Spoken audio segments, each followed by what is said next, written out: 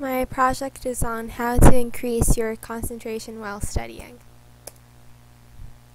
So, when you study, you encounter a lot of distractions, and examples of these are TV, internet, like social network sites, like Facebook and Twitter, email, and cell phone. So, what does it mean to study? According to a psychologist, James F. Shepard, he said that studying is the process that is used to decide what to learn and what to remember and recall.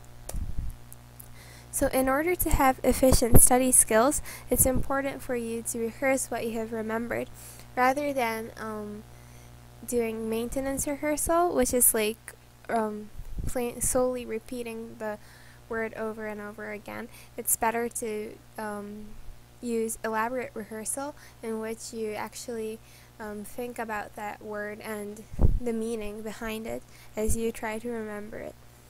You can also use mnemonic devices. These are techniques for improving memory, especially by making connections between like new material and information already learned in the long-term memory. Examples are the method of Loki, where you memorize a series of locations on a familiar thing or a place. Like, so for example, when you're trying to remember a word, you remember where you actually remembered it, so the place itself, so it's easier for you to relate and recall when you try to remember it again in the test. You should also use chunking, in which you cut words into parts so that it's easier for you to remember and recognize later on. This is why you can clearly remember TV advertisements and not studying material that you spent hours the night before. As I have mentioned earlier, it's important to rehearse what you have remembered, and since TV advertisements often repeats itself over and over again, we are able to relate to the song and the product really easily. But then since we only spend a few hours the night before when we study for a test, we haven't repeated and rehearsed the things as much as we have to in order to score better on your test. So the ideal study cycle is, first of all, you go to class, and then the teacher tells you new information. That this is stored in your short-term memory. This is also known as your working memory, and it's like a site of awareness and thinking.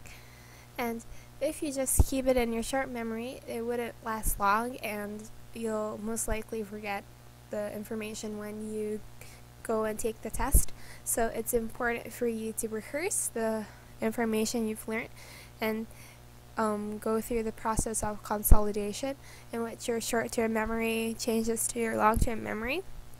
And long-term memory is like factual and procedural knowledge, but in order to ensure that your memory is stayed in your long-term memory, you have to retrieve and recall it a number of times so that you can score well on the test.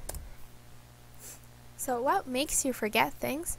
It's because of several reasons, including the TOT phenomenon. The TOT phenomenon is also known as the tip of the tongue phenomenon, and you know what the word is, but that you can't recall it at that point of time because you haven't rehearsed it well and repeated the process of rehearsing that certain word.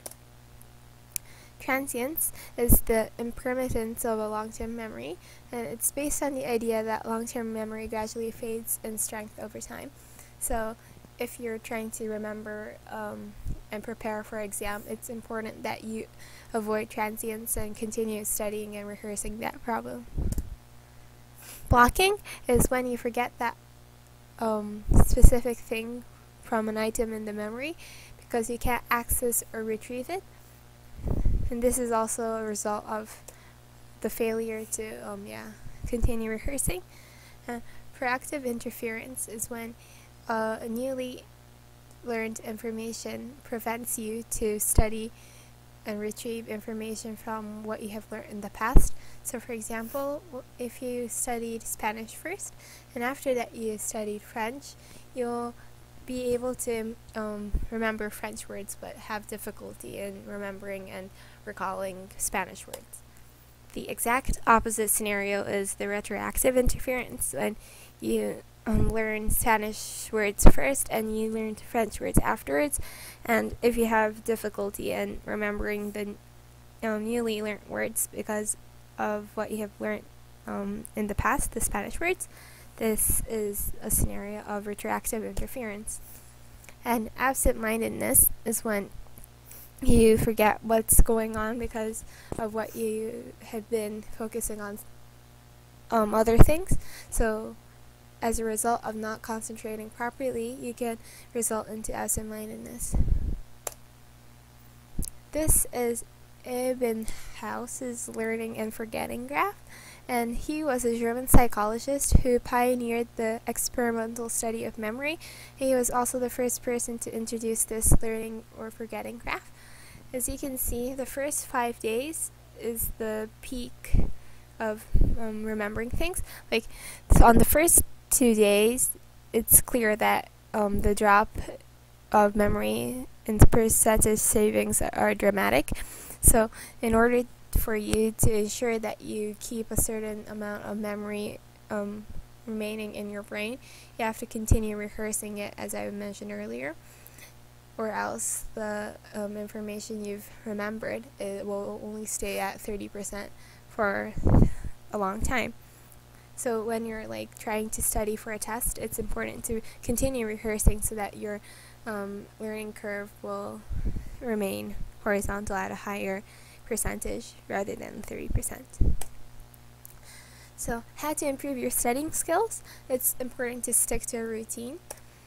It's also important to create efficient study schedules and focus, so to avoid like the common distractions like email and Skype that I mentioned earlier. And you have to make incentives that may help you in order to continue concentrating. You should change topics and also give yourself rewards. So my conclusion is that in order to help you concentrate while you study, you should rehearse your information at least 3 or 4 times, so that that will help you to score better on tests. So you shouldn't cram your studying at the last possible moment, or else you'll most likely fail to recall and recognize the information that you've studied from the night before. You should also avoid distractions like email, Facebook, Twitter that may deprive you from concentration. And you should also give yourself rewards and incentives so that you would want to continue studying. So yeah, these will help you to concentrate while you study. Thank you.